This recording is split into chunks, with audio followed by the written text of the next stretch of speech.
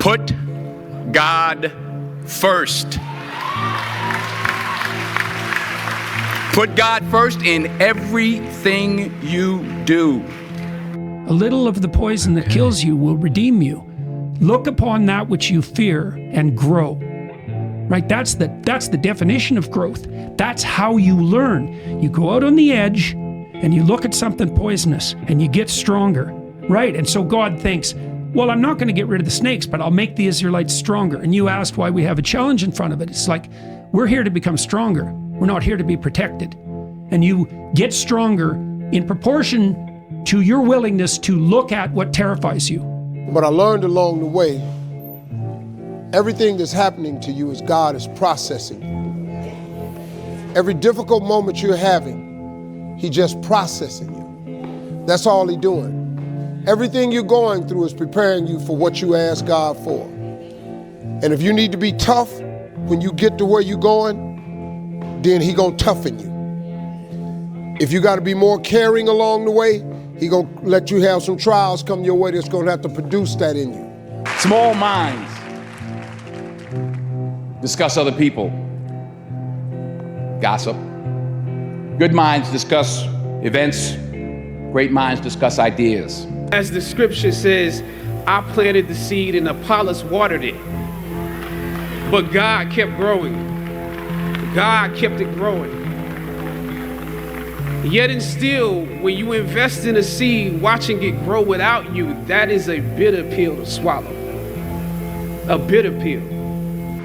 Everything that you think you see in me, everything that I've accomplished, everything that you think I have, and I have a few things, everything that I have is by the grace of God. Understand that. It's a gift. I've been protected. I've been directed. I've been corrected. I've kept God in my life and it's kept me humble. I didn't always stick with Him, but He always stuck with me. So stick with Him in everything you do.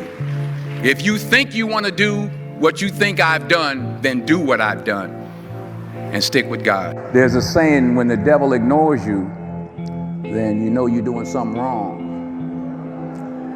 Wait a minute, I'm not done now. You know, the devil goes, oh no, leave him alone. Man, he's my favorite. Don't you bother him. Yeah. Conversely, when the devil comes at you, maybe it's because you're trying to do something right. You just got to weather it and keep on walking and don't flinch. Don't let them know they got you. Don't let them know they got you. You just got to keep on going no matter what the day is, no matter what the move is, keep going. God gave us everything to point forward, to go forward. And what we doing is at a standstill or stepping back, because we don't do that. We keep on walking, regardless of what they say, what they think, and how they feel. That's what anger's doing, that they can't affect us. Why would you not go for it? Why would you not take a chance? It's all in your mind. Whatever you hold in your mind will tend to occur in your life. If you continue to believe as you have always believed, you will continue to act as you have always acted. You will continue to get what you have always gotten. If you want different results in your life or your work, all you have to do is change your mind. Chill. Just chill. Continue to have fun. Now, by fun, I'm not recommending you go out, drink your brains out at the bar and do something stupid, but my goodness, go hunting, go fishing, get a mountain bike, go hiking, go to the gym, go hang out around a barbecue fire with friends and just act silly and act goofy and be your age. Be your age and just embrace the process. It's something that's beyond you and that you listen to and hearken to. That's exactly right. And you can say, well, I don't want to call that God. It's like, it doesn't matter what you call it exactly. It doesn't matter to what it is, what it's called.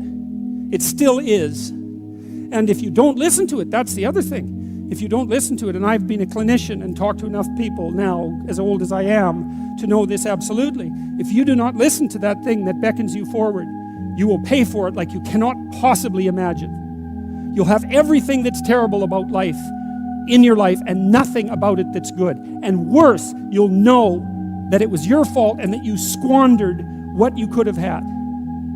Hard work brings great rewards. This is a reminder of the hard work and dedication that I put into everything that I've done. I'm not content because I know where I came from and I don't ever want to go back. Purpose crosses disciplines. Purpose is an essential element of you. It is the reason you are on the planet at this particular time in history. Your very existence is wrapped up in the things you are here to fulfill. Whatever you choose for a career path, remember the struggles along the way are only meant to shape you for your purpose. When God has something for you, it doesn't matter who stands against it.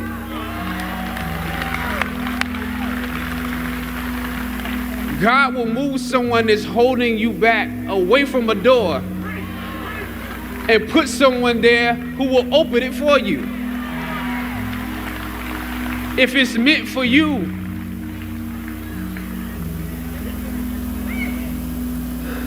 I don't know what your future is, but if you're willing to take the harder way, the more complicated one, the one with more failures at first than successes, the one that has ultimately proven to have more meaning, more victory, more glory, then you will not regret it. But sooner or later, it's something that's inside of you just has to want it.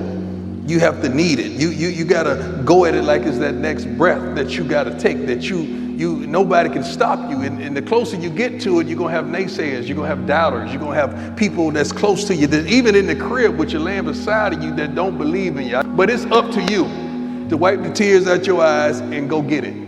But what happens even if you get it or you don't get it? What happens when God says yes and no? Like, do you have the ability to accept what you don't understand? Can you still see God's plan when it didn't go the way that you thought it would go?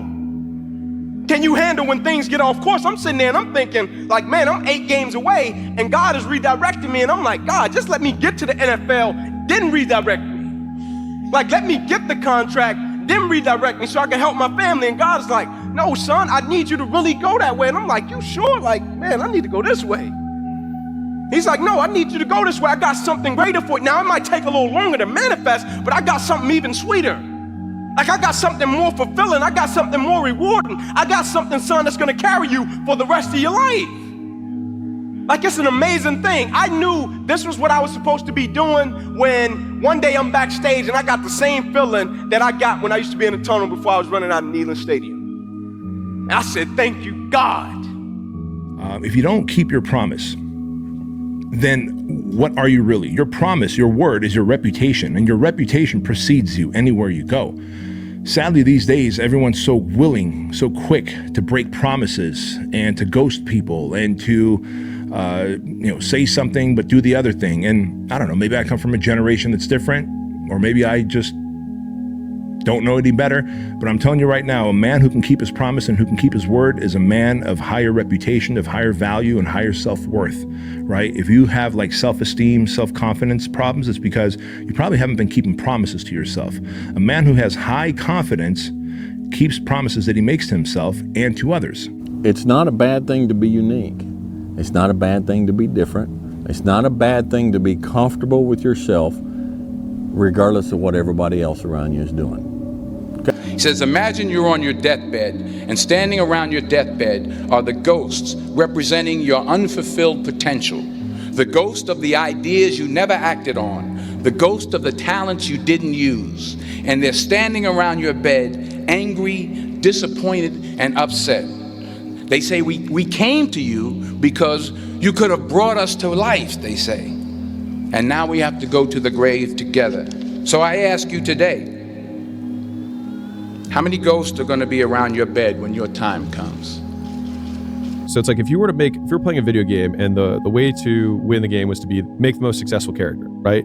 You would have probably a really character-driven human being in terms of like, they'd be patient, they'd be hardworking. Like you think about all these traits that they would have, right? They'd probably be tough emotionally, like, etc. All right, cool. That's the character. And that's the person who's going to be really successful. We can all probably agree on that. Okay, how do you create someone who's patient?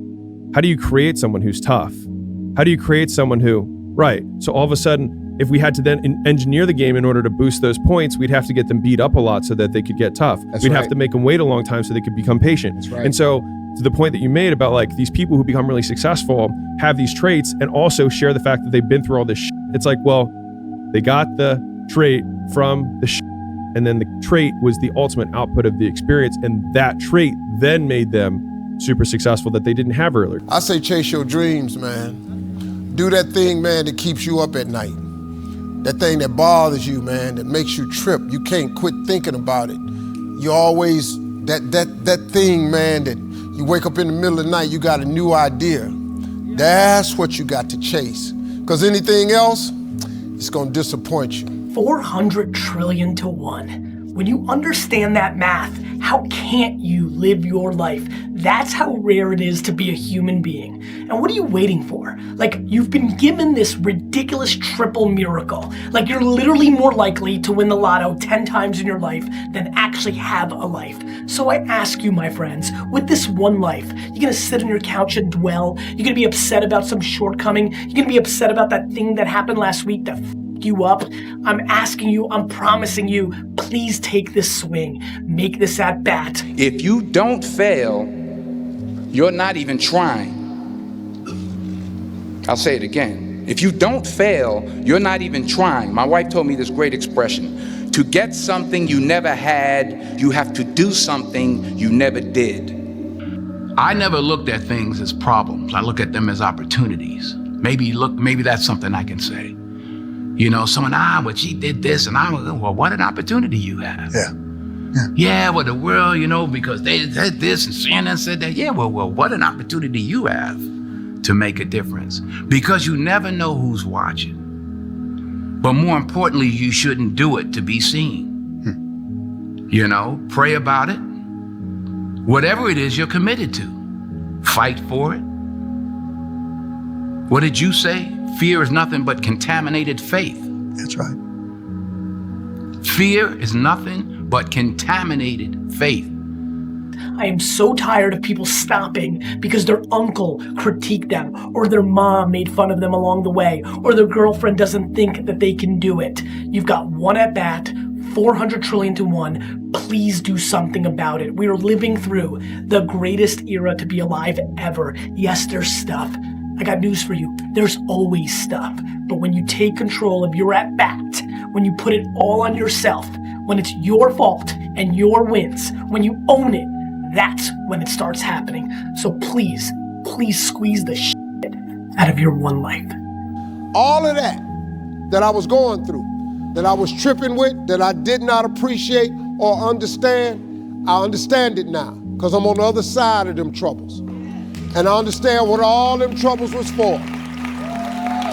And even though I did not understand or appreciate the route he took me on, it was the route I had to go on. See, the route you on right now is the route you got to take. And it's very uniquely yours. This thing you going through, this just uniquely yours. You just got to understand you ain't the only one. You ain't the only one going through it. Now, in the order that it's going to happen, it's just yours. To get anything of value, you have to sacrifice. I know that, Dad, but I think if we continue down this road, it's going to be too detrimental for the kids. It's just too hard. Do you know that the harder thing to do and the right thing to do are usually the same thing? Nothing that has meaning is easy.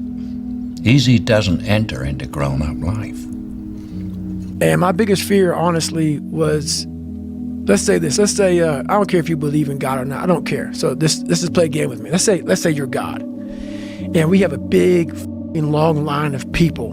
And I made it to heaven. I'm 75 years old. I'm 300 pounds. I made it to heaven. I worked for Ecolab my entire life, spraying for cockroaches. That's what I did. But I'm dead. I'm in heaven now. And you're judging us all now. So we're in line. We're all sitting there in line. And you have Adam Brown. He has a big board up, and you're talking to Adam Brown about his life. And you rip it down, and I'm next in line, David Goggins. I see my name, and I see all this shit, and God goes, hey, you say, read this, man. And I'm reading this list, and I'm seeing 182 pounds, Navy SEAL, Ranger School, motivational speaker, changing lives. Okay, man, pull up record, all this shit. And I'm like, that's not me, man. And God looks at me and says, that's who you were supposed to be. You're always afraid to take the first step because all you see is every negative thing 10 miles down the road. But you can do anything you want. You are bound by nothing. What are you passionate about? What do you want?